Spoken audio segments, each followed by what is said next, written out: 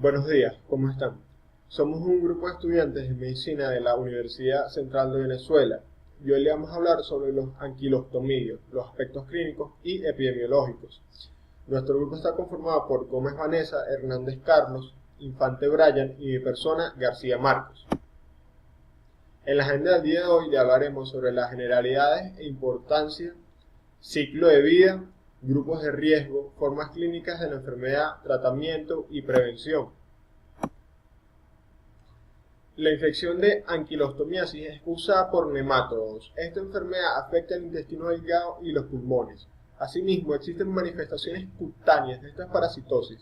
La infección es causada por una infestación con cualquiera de los siguientes nematodos: Necatorium americanus, Ancylostoma duodenalis, siendo estos dos los de mayor importancia, Ancylostoma ceylanicum, Ancylostoma brasiliensis.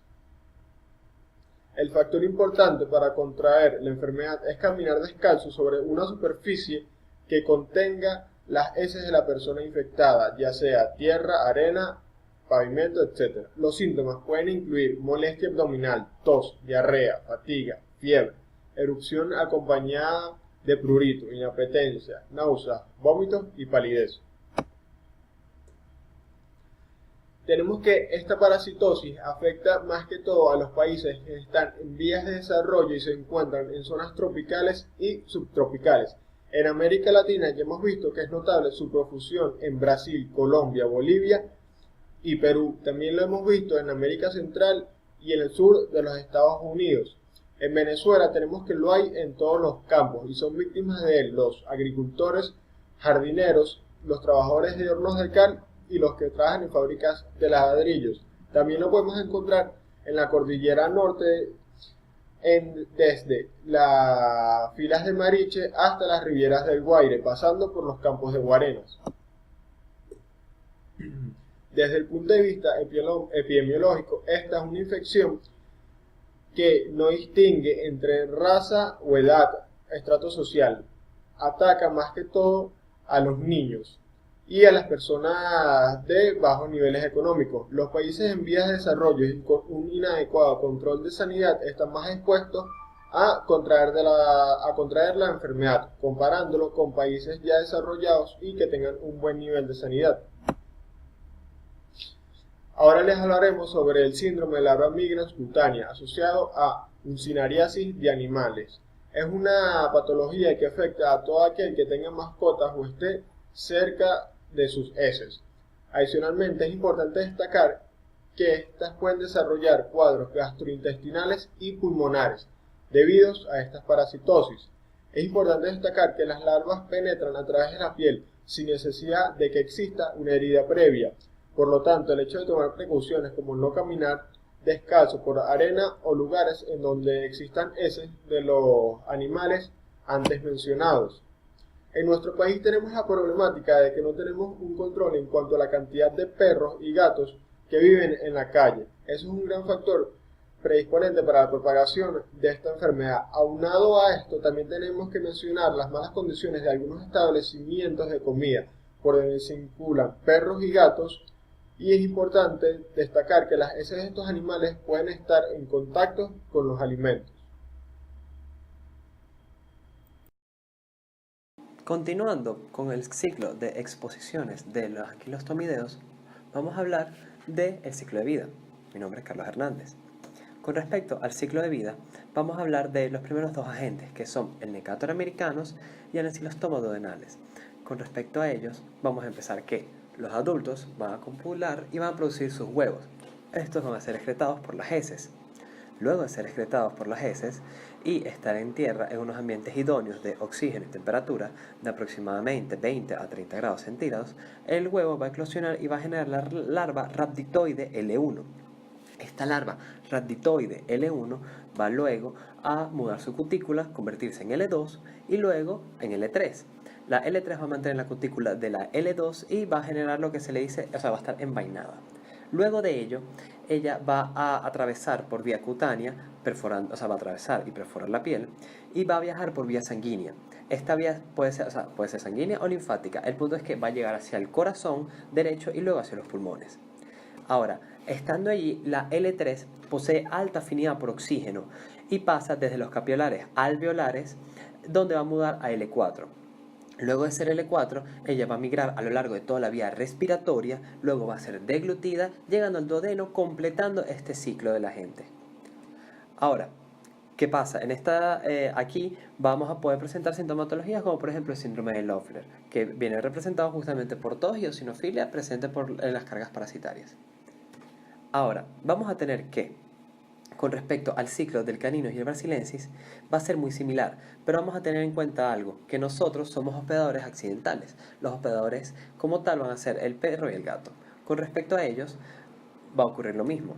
Va a ver que los huevos van a ser emitidos por las heces del animal, en este caso el perro o el gato infectado.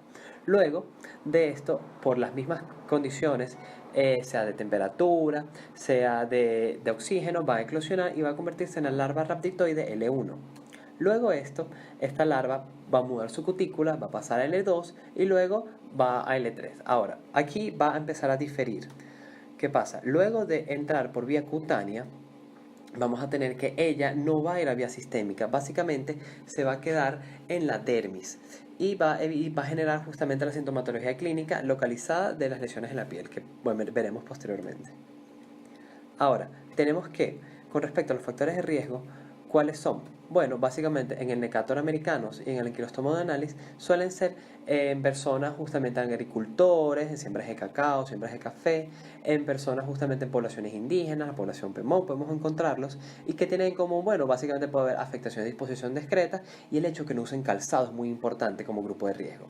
Ahora, en el caso de Ancylostoma caninum y brasiliensis, bueno, es muy similar. En el caso de que, bueno, que tienen que justamente el hecho de estar descalzo es un factor de riesgo importante. Aquí también es muy característico en niños. ¿Y por qué? Justamente por estar disfrutando o estando con sus mascotas. ¿Qué pasa? El hecho que en zonas tropicales es muy común en las playas y tal, por, bueno, la disposición discreta de heces de los perros en estas zonas. Y bueno, eso fue todo por esta parte del grupo de riesgo. Y muchísimas gracias. Ok, entonces hablemos un poco acerca de las manifestaciones clínicas.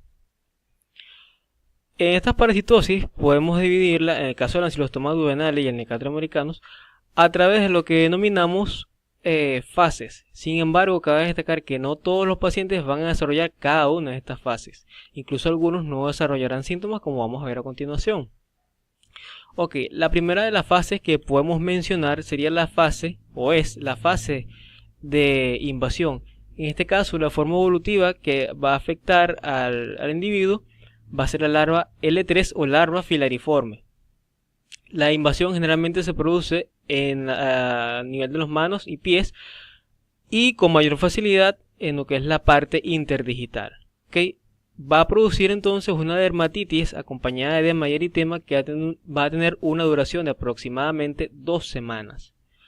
Ahora bien, la segunda fase que podemos establecer viene siendo lo que es la fase de migración, en donde la forma evolutiva responsable de la enfermedad es la larva L3 que migra hacia la larva L4 en su paso a nivel de los pulmones y va a producir, entre muchas otras alteraciones pulmonares en los pacientes muy sensibles, lo que es el síndrome de Loeffler, el cual está constituido por fiebre, tos no productiva, disnea, una intensa eosinofilia, que es lo que va a llamar la atención cuando se realiza la hematología del paciente.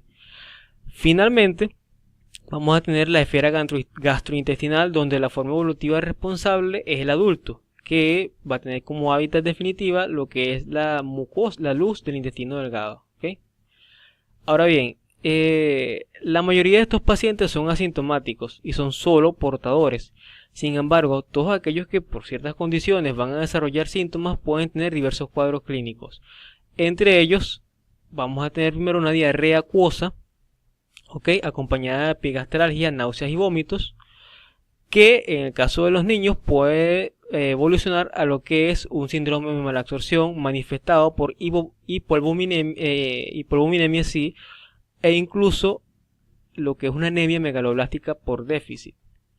Ahora bien, la otra manifestación que no tiene nada que ver con lo que acabamos de comentar sería una anemia microcítica hipocrómica, que es una anemia ferropénica, cuyo mecanismo es la malabsorción por la acción exfoliatriz que tienen estos parásitos. Esto ocurre, por supuesto, cuando se tiene un déficit de base y además la carga parasitaria es elevada, ¿ok? Entonces no tiene nada que ver el mecanismo de anemia microcítica hipocrómica con la anemia megaloblástica que habíamos comentado previamente. Y por supuesto, en niños podemos tener complicaciones como déficit de crecimiento y en los adultos otras complicaciones como amenorrea o partos prematuros. Ahora bien, en el caso del Ancylostoma caninum y brasilensis, la alteración que vamos a tener es la larva migrans cutánea, que es la dermatitis por la invasión de este nematodo, que es, por supuesto, es la larva también L3. ¿Qué pasa? Que lo que se va a producir es un trayecto serpentiginoso por la migración precisamente de la larva. Y se ve de esta manera y generalmente no alcanza más de lo que son miembros superiores o inferiores debido a que la epidermis se eleva y la larva migra entre la epidermis y la dermis, ¿ok? Entonces, ¿cómo inicia esto? Como una pápula en el lugar de la penetración, seguido de una flictena tubertosa pruriginosa, acompañado además de inflamación de lesión y como complicación, como vamos a ver acá también en la lámina, ¿no? Y como complicación vamos a tener la sobreinfección que puede producirse por las bacterias que están a nivel de piel con las lesiones de rascado. Ahora vamos a continuar hablando acerca del diagnóstico. Lo primero que hay que hacer es sospechar de la parasitología. Una vez que se sospecha, eso se va a hacer a través de la sintomatología que presenta el paciente. Y una vez que se sospecha, podemos realizar un conjunto de pruebas parasitológicas, entre las cuales tenemos examen simple de heces y métodos de concentración. ¿Qué ocurre con el examen simple de heces? Los anquilostomidios son parásitos que colocan muy pocos huevos en comparación a otros parásitos. Fíjense que colocan entre 15.000 12.000 huevos al día, mientras Ascaris lumbricoide coloca 200.000 huevos al día. Entonces eso hace que la probabilidad de encontrar muchos huevos en una pequeña muestra disminuya. Por lo tanto, no es que el examen simple de heces no lo podamos realizar para hacer el diagnóstico, pero no es el método de elección. El método de elección son métodos de concentración, como estos dos que vamos a hablar enseguida. ¿Qué pasa? Al concentrar la muestra aumentamos la sensibilidad y la especificidad la aumentamos transportando la muestra en medios especiales que me permitan mantener la estructura parasitaria. Tenemos el método de concentración por formol tritón éter, que es un método para concentrar la muestra, que se fundamenta en la capacidad del formol de fijar los huevos, del tritón de vencer la tensión superficial y del éter de emulsificar las grasas. Y todo esto a través de la centrifugación permite la sedimentación de las estructuras parasitarias, que al analizar ese sedimento vamos a observar si se trata de anquilostomiasis, el huevo característico que tiene una membrana única, un espacio claro y el contenido del huevo que es entre 4 a 8 blastómeras. Este método de concentración suele ser un método que requiere de muchos reactivos, no siempre se cuenta con una centrífuga, por ejemplo en medios rurales, y por lo tanto podemos aplicar métodos más sencillos como es el método de sedimentación espontánea en tubo, en el cual se toma una pequeña muestra de heces, se homogeniza con sal, con solución salina, luego se filtra a través de una gasa, se vuelve a aplicar solución salina, se agita durante 30 segundos, se deja reposar 45 y se analiza el sedimento. Luego tenemos el diagnóstico de larva migrans cutánea, que es netamente clínico porque el hombre, como bien dijimos, es un hospedador paraténico. Observamos las lesiones dérmicas características de los túneles serpenginosos y pues el diagnóstico se va a hacer netamente clínico. Y con el interrogatorio vamos a entender la epidemiología. El paciente va a referir que fue una playa, que fue un ambiente arenoso. Entonces el diagnóstico para larva migrans cutánea es clínico epidemiológico. Los dejo ahora con el tratamiento. Con respecto al tratamiento de la parte antihelmíntica se realiza con benzimidazoles. La droga de elección que se maneja es el albendazol y se administra después del hallazgo del anquilostoma en las heces. La pauta varía un poco con lo que es la literatura, sin embargo lo que se maneja en la mayoría de ellas son 400 miligramos por día de 3 a 5 días. Esta droga es de fácil acceso y de buena tolerancia. Sin embargo, siempre se manejan otras opciones como tiabendazol por vía oral o tópica de 25, o con una dosis de 25 miligramos por kilogramo de peso por día en 3 tomas después de las comidas o de 10 a 5 días. Para el caso del síndrome de larva cutánea se usa de forma tópica varias veces al día sobre la lesión. Otras alternativas a las que se recurría anteriormente es el enfriamiento local con cloruro de etilo o hielo seco, o incluso otras opciones terapéuticas como es el melbendazol y flubendazol. También, como lo vemos en la lámina, que lo pueden revisar con calma. En el caso de pacientes que presenten anemia, se debe tratar esta posterior a la resolución de la parasitosis con sulfato ferroso vía oral de 3 a 5 miligramos por kilogramo de peso por día, de preferencia alejado de las comidas. Y en casos muy graves se puede recurrir a la transfusión sanguínea. Ahora bien, vamos a hablar de la prevención, que es una de las partes más importantes de esta exposición. Las medidas de control las podemos dividir en 3 fases, por así decirlo: en la fuente de infección, en la transmisión y en los grupos de riesgo. En caso de la fuente de infección, vamos a hacer el tratamiento, o se puede hacer el tratamiento en comunidades con quimioterapia masiva o selectiva, enfocada a los grupos de riesgo. El detalle de esto, por supuesto, es el costo de los medicamentos. En el caso de la transmisión, se debe actuar desinfectando la tierra con hipoclorito, aplicando el saneamiento ambiental y con una adecuada disposición discreta, que es, digamos, la parte más importante en este aspecto. Y en el caso de los grupos de riesgo, se debe hacer educación sanitaria, por supuesto con las medidas de higiene. Se debe estimular el uso de calzado y el uso de guantes en el caso de los trabajadores de agricultura y de plomería. Por supuesto, otras medidas son el saneamiento específico de las aguas y el alcantarillado, la instalación de letrinas en zonas rurales en donde no se cuenta, por supuesto, con tuberías de agua. Combatir la desnutrición, muy importante para evitar entonces las consecuencias más graves de esta parasitosis. Mejorar la pobreza y el estado de miseria. Y otra cuestión que se está manejando últimamente es la posibilidad de vacunas mediante ciertos antígenos que están en desarrollo para las mismas. Sin embargo, estamos un poco lejanos de realmente tener una vacuna para estas patologías. ¿Okay? Entonces, por su atención, muchísimas gracias.